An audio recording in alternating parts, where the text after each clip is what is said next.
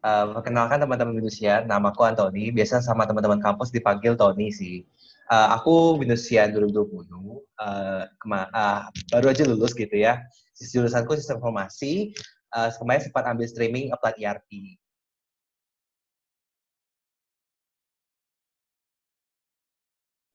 Itu sebenarnya complicated, tapi mungkin aku boleh kasih sharing ke teman-teman. Intinya sih aku lebih pengen jadi generalis gitu. Karena kan ERP ini mencakup banyak sektor gitu ya. Kita belajar banyak hal terkait dengan industri-industri yang ada, supply chain gitu ya. Kalau boleh disebut ada juga tentang accounting-nya juga, walaupun nggak terlalu deep anak accounting juga, tapi kita mencakup. Dan aku emang pengen waktu itu pengen belajar. Begitu sih. Nah, dengan hal itu juga aku kan jadi mencari kesibukan kerjaku nanti arahnya memang udah mau ke sana juga sih, menjadi seorang konsultan ERP gitu.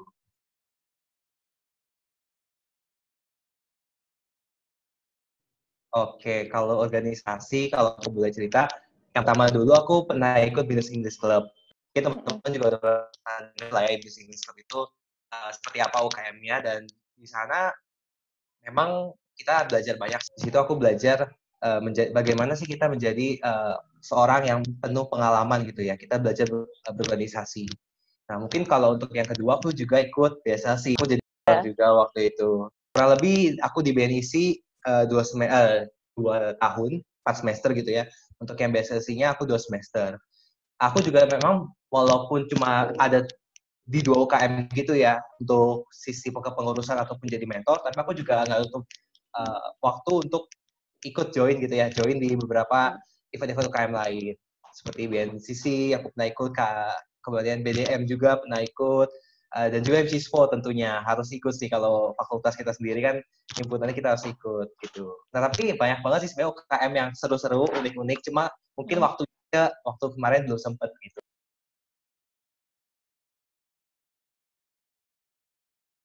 Kalau masalah waktu gitu ya, aku sih selalu yakin seorang mahasiswa gitu, pasti dikasih waktu itu lebih luang gitu. Apa kita di Binus University tahu lah, ada jam-jam GSLC gitu ya. Ada beberapa juga apa ya, materi yang memang tidak harus memungkinkan kita stay aja di satu ruangan gitu. Jadi kita setidaknya masih bisa inilah produktif. Ini pinter-pinter ya sih, apakah teman-teman Indonesian mau meluangkan waktunya multitasking ketika lagi pelajaran. Saya sih gak saranin seperti itu, cuma ini balik lagi ke pribadi masing-masing. Kalau masalah nilainya itu memang ya mungkin berkeberuntungan juga gitu ya, udah dikasih apa ke bakat juga. Nah, tapi mungkin lebih ke kita nggak bisa belajar dengan diri kita sendiri sih. Maksudnya kita harus cari lingkungan yang emang uh, apa ya, mendukung kita juga menurutku. Jadi kalau teman-teman nih di UKM ternyata kurang mendukung sisi akademik gitu ya, tapi di satu sisi itu juga memang tuntutan kayak kita sebagai organisasi memang harus bertumbuh. Jadi pinter-pinter lah kita mencari teman yang memang mendukung, sama-sama tahu tujuan kita untuk lulus gitu kan tepat waktu dan dengan nilai maksimal. Dan yang paling penting sebenarnya di UKM itu biasanya kan lintas jurusan ya. Itu yang harus dimanfaati, baik yang nanti kita ketemu teman sama jurusan gitu ya, atau satu lingkup fakultas misalnya di SOIS, ataupun memang yang beda jurusan. Jadi kita bukan jadi orang yang apa ya, fokus ke jurusan kita, tapi kita juga memang harus kenal jurusan psikologi kayak gimana, jurusan sastra Inggris, sastra Mandarin. Itu seru banget sih sebenarnya kalau kalau kita aktif gitu ya.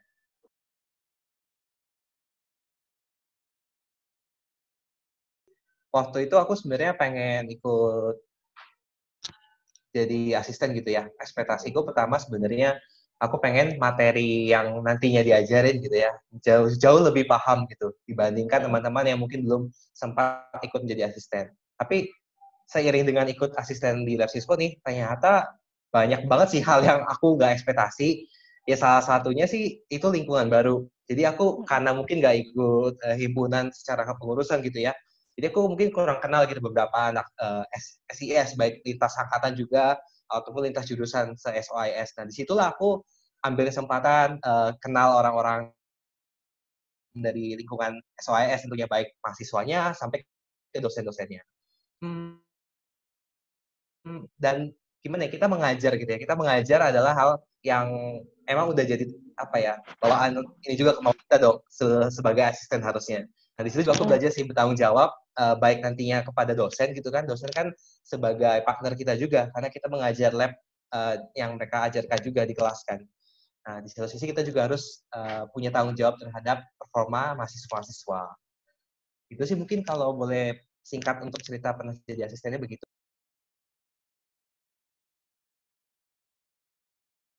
Mungkin sebagai intermezzo juga, Astrafosnya itu apa dulu gitu kan. Astrafosnya sendiri kan sebenarnya program beasiswa yang menawarkan sebenarnya kurang lebih secara finansial gitu ya, kita dikasih bantuan dana, bentuknya beasiswa kan, dan kemudian kita juga ada semacam sesi coachingnya gitu ya, kita dibentuk personal development-nya, dan yang terakhir itu kita diajar gitu ya, diajar untuk terjun langsung ke dalam sebuah permasalahan di dalam bisnis Astra itu sendiri gitu ya. Bagaimana soft skill apa misalnya dibutuhkan, apakah harus aktif organisasi. Kalau aku boleh jawab itu sebagai alumni Astra First tahun lalu juga, sebenarnya bukan masalah kalian aktif, banyak-banyakan gitu ya organisasinya, tapi kalian paham nggak sih peran kalian di dalam organisasi itu? Oke, aku misalnya ikut sebuah organisasi, tapi ternyata aku cuma ya sudah ada di organisasi itu sebagai eksistensi aja, tapi tidak memberikan sebuah nilai gitu, tidak ada akibatnya. Dan di situ sebenarnya yang ditanyakan oleh pihak Astafers sendiri, peran kamu tuh sejauh mana dan dampaknya itu seperti apa. Nah itu nanti kamu harus belajar lagi nih, kan sesinya itu banyak ya, tahap rekrutmennya maksudku itu banyak banget. Dan mungkin nilai yang mungkin orang nggak bisa terlalu apa ya, manfaatkan itu di CV.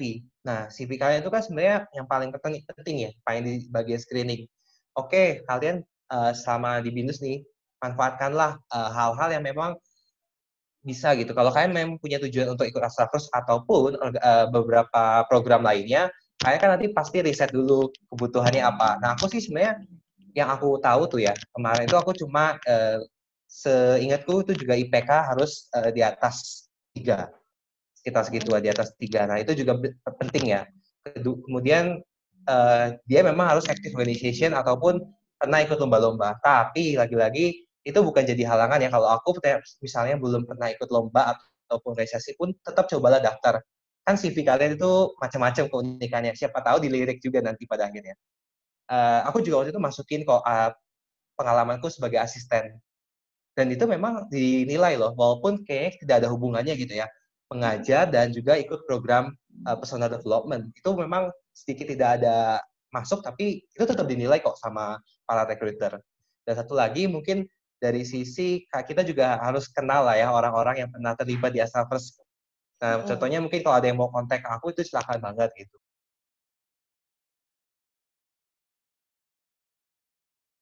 Oke. Jujur kalau mungkin secara pengalaman itu aku sangat berasa ketika 3+1 ya. Aku 3+1 kan ambilnya program internship langsung selama 1 tahun, jadi 12 bulan.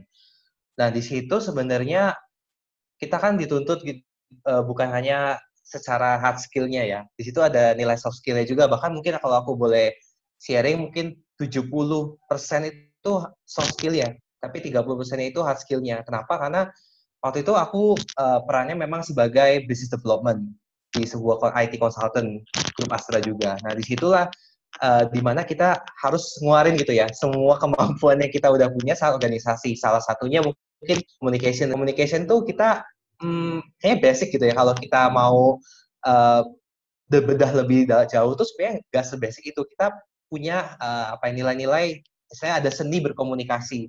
Nah, itu juga diajarkan loh di organisasi. Atau mungkin kalau kalian mungkin tidak punya banyak organisasi pun is okay, karena sekarang bagaimanapun juga kita semua open source lah. Dari Google itu udah paling gampang kan ya. Jangan nutupin diri kalian. Tapi yang penting tadi, semakin kalian ada di lingkungan. Aku pengennya kalian di lingkungan sih. Organisasi itu arahnya ke lingkungan dan juga networking-nya. Nah, tadi aku dapetin banget nih nilai komunikasi. Nah, tapi di satu sisi juga hard skill nggak boleh ditinggal. Hard skill kita yang udah dapetin selama di kelas gitu ya, diajarin sama dosen-dosen SIS, itu memang kepake juga. Apalagi aku waktu itu megangnya juga handle-nya produk ERP sebagai business development. Dan ya itu related banget ilmu-ilmu yang memang sudah di-sharingkan gitu ya selama masa kuliah, ya akhirnya terpakai juga untungnya. Tapi memang lagi-lagi 80%.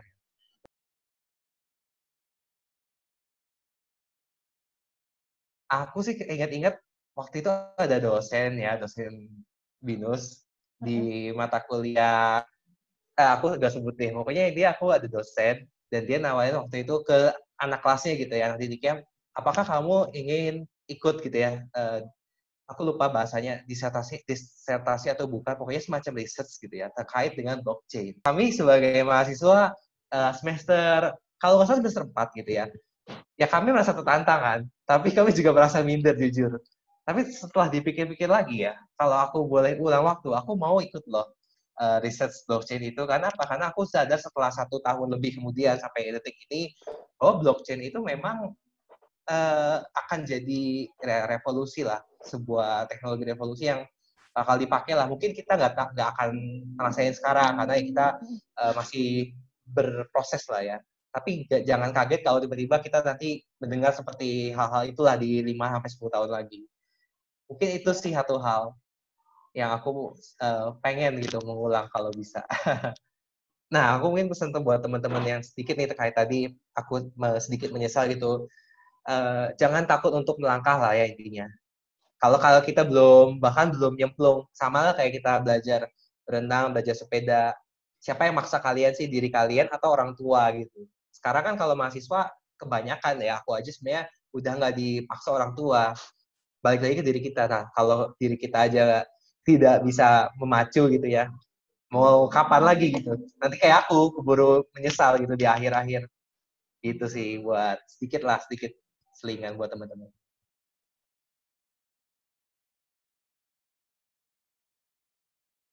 Buat teman-teman Minusian yang baru, mungkin aku sekalian buat yang baru aja masuk gitu ya, di angkatan ini, atau bahkan yang udah 1 tahun, dan yang aku rasa aku tangkap nih 1 tahun kalian tuh kepotong gitu kan dengan adanya COVID-19 ini. Tapi aku mau mencoba gitu, memberikan sebuah masukan kepada kalian, boleh diterima, boleh tidak juga. Yang pertama sih, apa ya, berproseslah selama kuliah. Berproses itu kan maksudnya berarti kalian ada muter-muter di situ aja tuh. Bisa naik, bisa juga turun. Tapi jangan pernah stop, jangan pernah berhenti gitu.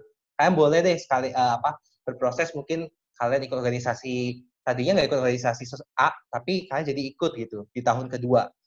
Dan mungkin apakah nilai akademik kalian bisa naik ataupun bisa turun. Tapi jangan dijadikan itu patokan kalau kalian itu buruk gitu, selamanya akan jadi buruk. Itu ya satu, berproses lah. Yang kedua, apa ya, mulailah upgrade diri lewat tadi aku bilang open source yang ada, dan itu open source-nya harus kredibel ya, baik lewat, paling gampang sebenarnya lewat mana sih, lewat dosen gitu ya. Dosen tuh sebenarnya adalah apa ya, partner kerja pertama kita loh. Kalau aku boleh bilang tuh, kalau aku bisa kenal seluruh dosen sih sebenarnya aku merasa aku tuh punya banyak partner kerja gitu. Kenapa? Karena kan dosen pun bisa menilai atau merefleksikan kita. Kalau aku pernah dengar juga waktu teman-teman yang pernah sharing tentang S2, itu penting banget loh untuk menerima referensi dari seorang dosen gitu ya. Yang pernah yang pernah dibimbing, yang pernah membimbing kita maksudku. Jadi intinya upgrade diri kalian dengan membuat network kalian sendiri gitu. Baik mau ke dosen, teman-teman kuliah, karena siapa tahu kalian kan biasanya anak Indonesia nih banyak munculin startup gitu ya. Siapa tahu kan di startup, tapi kan belum tentu sekarang, bisa aja 10 years later gitu. Tapi kan it's okay, pokoknya kita baik-baiklah sama orang. Dan yang terakhir mungkin hmm, satu lagi ini aku pengen bukan mengecilkan hati sih, tapi sekarang itu memang industrinya makin ketat gitu ya. Teman-teman persiapkan diri dari sekarang dengan apa? Kalau bisnis sudah nyediain triple swan kan ya. Aku bukan mendorong aku harus untuk intensif ya, tapi setidaknya memang kalian harus terjun gitu, keluar dulu. Kalau kayak mau setengah tahun research ataupun kerja sesuatu lah ya, itu it's okay, mau entrepreneurship juga boleh, tapi sediakan waktu untuk internship gitu. Atau sekarang juga sebenarnya kalian kalau para engineer gitu kan, SI juga banyak ya engineer-nya, kalian boleh loh ikut banyakin project-project yang kayak di GitHub gitu, kan sebenarnya membangun portofolio kalian. Disitulah yang menurutku sangat-sangat dinilai di era sekarang. Mungkin 3 itu aja deh untuk para bisnisnya di luar sana.